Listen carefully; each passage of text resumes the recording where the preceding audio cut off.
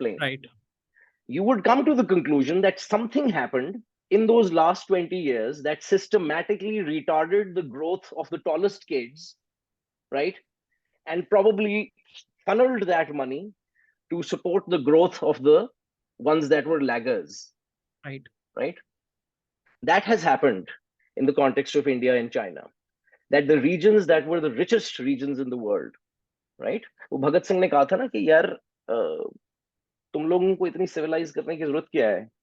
भगत सिंह की तस्वीर मेरे पीछे लगी हुई है, उनके उनके वर्ड्स, Right. एग्जैक्ट वर्ड्स थे कि भाई why the hell do you want to come to India if आपको इतने चैरिटेबल आप हैं क्यों? It's because there is wealth in this region, right? So to answer your question, the central concern for Indian economic history is this drain of wealth idea. और उसके एक concrete आज के जमाने में भी इम्प्लीकेशन है, और वो ये है कि यार आप कैरेबियन के अंदर जरा स्टडी करें, जमैका की पार्लियामेंट्स को स्टडी करें, बारबेडोस की पार्लियामेंट्स को स्टडी करें, वो लोग ये बिल्स पास कर रहे हैं, उन्होंने ऐसे सेंटर्स और इदारे बनाए हुए हैं कैरेबियन के अंदर जो कि रेपरेशंस मांग रहे हैं। वो कह रहे हैं कि भाई हमारे तुम लोग ये, you can't turn this into an argument against this, oh look India Pakistan and Bangladesh are poor, you can't make that claim because you have stolen our wealth. You can only make that claim if you make those reparations to the people of the Indian subcontinent. और ये तो सिर्फ हम economic बात कर रहे हैं. जो loss of life, loss of honour, loss of dignity, loss of political sovereignty, right? मुझे ये फीलिंग होना कि भाई मुझे जो है फेयर एंड लवली लगानी चाहिए, राइट? इसकी क्या इकोनॉमिक वैल्यू है? What is the economic loss that is incurred by people in terms of their mental and physical well-being जब हमारी बहनों की इस बात पे शादियां नहीं होती कि भाई काली है नाल नहीं करनी. अब imagine that there is an entire economic, political, cultural, psychological framework that we're discussing जिसके अंदर एक एंजाइटी है, जिसको प्रनॉन ने कहा है ना nervous condition. So there is no quantifiable answer to your question जो आपने पूछा ना कि क्या डैमेज हुआ है इंडिया, पाकिस्तान, बांग्लादेश को. There are studies about that going back to Databhai Nauroji that try to estimate the economic value of that impact, 300 million pounds or whatever that number is, right? But it's not just that number. That's what I'm trying to say. It's beyond that drain of wealth and that murder of an entire institutional social civilization, a social framework, a fabric. आप गौर करो कि भाई the consequences that we are today dealing with. देखो ना, India, Pakistan, both countries spend a lot of their money, resources on military, right? Why? मतलब it makes absolutely no sense कि भाई in an ideal world, if there is peace between the communities, and we peace के लिए भी देखो ना, जो आपने जो किया ना कि historicize करना जरूरी है. We have to ask the question कि भाई ये सिरिल रेडक्लिफ कौन था जिसने ये लाइन ड्रॉ की थी, राइट? वो मैं आपको मजाक नहीं कर रहा हूँ. इट साउंड्स लाइक एग्जैजरेशन के भी पंजाबी मजाक करते हैं, we're notorious for that.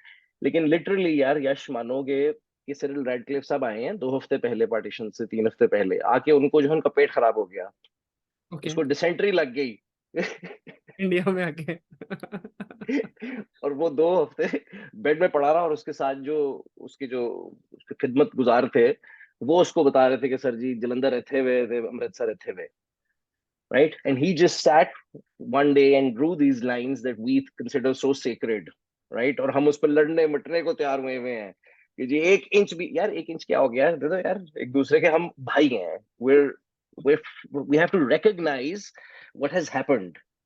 मुझे कहते हैं ना कभी कभी कि भाई sometimes you have to retrace your steps backwards to take steps forward. So मैं ये कहना चाह रहा हूँ कि यार people across the subcontinent have to go back to this history, read our great ancestors, दादा भाई नौरोजी से start करें और contemporary thought तक लेके आए, to people who make us understand what damage colonialism has done to, you know, our people in our communities. और शाराम भाई आपके थॉट्स क्या हैं रिगार्डिंग शशि थरूर साहब ने जो स्पीच दी थी ऑक्सफोर्ड यूनियन में? उन्होंने मतलब तुर्की अंग्रेजी बहुत मुश्किल है, मुझे समझ नहीं आती लेकिन I totally agree with the man, obviously. You know, उन्होंने मतलब बिल्कुल उड़ा के रख दिया था उनको वहां पे कि भाई तुम आपने जो बात अभी बिल्कुल इतनी सही कही कि वो जो डैमेजेस हैं वो क्वांटिफाइबल हैं ही नहीं किसी भी सेंस में भाई। जो आपने लूट मचाई पैसे के चक्कर में इकोनॉमिक सेंस में, उसको तो चलो हम एक बारी को हटा भी देते हैं, बट जो आपने मेंटल फिजिकल और हर तरह का जो ट्रॉमा क्रिएट किया आपने, यहाँ पे जो एस्टैब्लिश्ड इंस्टीट्यूशंस थे उनको तबाह कर दिया आपने, यहाँ पे इस तरीके के बीज बो दिए। और सिर्फ यहाँ पे नहीं, all over world. Israel Palestine वाला जो आज आज की डेट में जो तीन सबसे बड़ी प्रॉब्लम्स एग्जिस्ट करती हैं शायद दुनिया में, एक इसराइल पैलेस्टाइन है, एक इंडिया पाकिस्तान इशू है, और एक बोल सकते हैं कि north Korea south Korea issue है। इन तीन Yeah, प्रॉब्लम्स में से दो ब्रिटिश की देन है, और वो भी absolutely, डेलिबरेटली क्रिएटेड। और उसके अलावा absolutely. जो आपने हमारे ऊपर मतलब इस तरीके से जो जो राज ने एक तरीके से हमारे इंस्टीट्यूशंस को उड़ा दिया, सिविलाइजेशनल वैल्यू को उड़ा दिया, मतलब literally you created people from inside who were actually not beneficiary to the people of India और people of the Yeah, subcontinent. They were the yeah, beneficiaries of the British.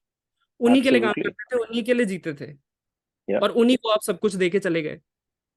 yeah, तो हम absolutely. तो ये basically तो देखो ना, problem, I think we'll talk about it later hopefully, कि it goes back to, I feel, if I have to point to one year जो मेरे ख्याल में जिसके प्री एंड पोस्ट जो है,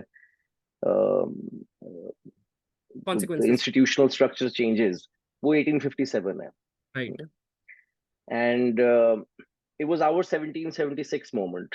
मतलब जो यूएस हिस्ट्री और रेवोल्यूशनरी मूवमेंट से अवेयर है, मैं इसको ऐसे ही देखता हूँ कि 1776 में American revolutionaries with some French help were able to achieve certain things that we were not able to achieve in 1857, militarily speaking, politically, right. militarily speaking, right? And 1857 में एक बड़ा मेजर एक जंक्चर है इंपॉर्टेंट, और वो बड़ा important है समझना, क्योंकि हम जब बात करते हैं ना कि ब्रिटिश कॉलोनियलिज्म की, तो अनफॉर्चुनेटली हम एक बहुत बड़े हिस्टोरिकल पीरियड को एक वर्ड से बोलने की कोशिश कर रहे हैं। इसमें डिस्टिंग्विश करने की जरूरत है प्री 1857 और पोस्ट 1857 में। उसकी वजह क्या है? की वजह यह है कि 1857 से we were colonised by a company, right. the East India Company. After 1857, that company is nationalized, right? And we're taken over by the British state, the right? Crown. तो अब आप सोचो ना यार, कंपनी के इंटरेस्ट में और मुल्क के इंटरेस्ट में फर्क होगा, राइट? अब आप सोचो ना, माइक्रोसॉफ्ट जाके जो है इंडोनेशिया पे कब्जा कर ले खुदा ना खास्ता, तो वहां जाके वो उनसे क्या करेगा? जाके वो माइक्रोसॉफ्ट वर्ड बना रहे होंगे इंडोनेशिया के लोग बैठ के, वेल्थ। राइट? राइट? आप सोचो ना, if you're colonized by a company, you're subservient to the company's interests, and that's a very different kind of colonialism. It's what Mahmood Mamdani ने उसको कहा है, the direct rule state, right? और 1857 के बाद जो है, जहां पे ब्रिटिश राज इंटरवीन कर रहा है और वो इस बारे में अपनी तरफ से गौर विचार करने की कोशिश कर रहे हैं कि जी व्हाट वेंट रॉन्ग, राइट? सो 1857 हो गया, the revolution is crushed, the 1857 war of independence is crushed, the rebels are defeated, they're hanged, etc., etc., and now there's a moment of realization on the part of the British. तो British parliament के अंदर और इधर उधर ये debates होना शुरू हो गई कि यार तुम पागल हो यार, तुम एक कंपनी हो, तुम्हें ट्रेड करने के लिए भेजा था, तुम मुल्कों पे कब्जे कर रहे हो बैठ के। And it comes to that point where the British Raj and the British state has to intervene and nationalize the assets of the East India Company. तो एक तो ये बड़ा इंपॉर्टेंट डिफरेंस है between the two kinds of institutions. Second ये realisation है कि they invite some of their quote unquote intellectual minds to think about this issue. और महमूद ममदानी एक बहुत जबरदस्त थिंकर और रिसर्चर हैं। उनकी ये बुक है, मैं सबको रेकमेंड करता हूँ कि सब पढ़ें, define and rule. It begins with 1857। 1857 की कहानी को हमने, जाहिर है सबने अपनी स्कूलों कॉलेजों में पढ़ी हुई है इंडिया पाकिस्तान में, लेकिन इसका जो मजे का एंगल है वो ये है कि he really goes to the root of the matter, as the name suggests. आप देखो, गौर करो कि हम बचपन से सुन रहे हैं डिवाइड एंड रूल।